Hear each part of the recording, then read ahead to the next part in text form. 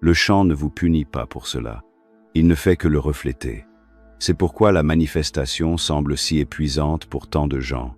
En surface, ils font tout correctement, mais en dessous, ils se battent contre eux-mêmes.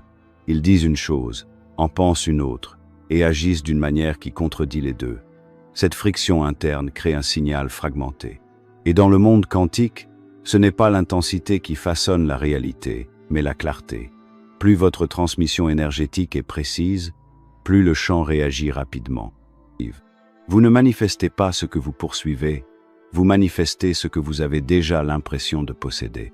Il ne s'agit pas de prétendre que vous êtes riche alors que vous êtes fauché, ou de feindre la confiance lorsque vous vous sentez fragile. Il s'agit d'aligner votre état intérieur sur la fréquence de la suffisance. C'est cela, la cohérence. Le contrôle procure un sentiment de sécurité. C'est pourquoi nous nous y accrochons. Nous gérons nos objectifs dans les moindres détails. Nous sommes obsédés par les délais. Nous scénarisons les résultats.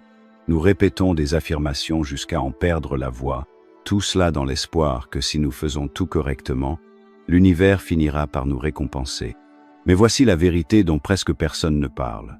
Le contrôle est précisément ce qui perturbe votre signal.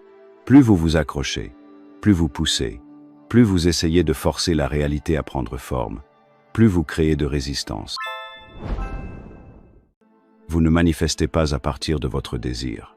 Vous manifestez à partir de votre identité.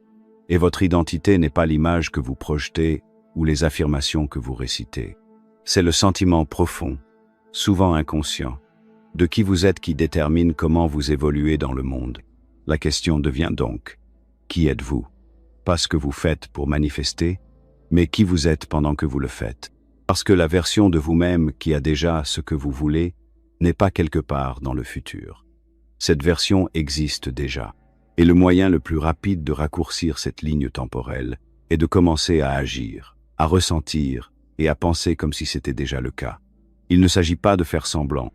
Il s'agit d'identifier les qualités intrinsèques de cette version de vous-même et de les incarner avant que les preuves n'apparaissent. Vous n'avez pas besoin de preuves extérieures pour commencer. Vous n'avez pas besoin d'argent sur votre compte pour vous sentir riche. Vous n'avez pas besoin d'un partenaire pour vous sentir aimé. Vous commencez maintenant avec ce que vous avez, là où vous êtes, parce que vous ne manifestez pas la chose. Vous manifestez l'état. Et lorsque l'état est constant, la forme suit. Toujours.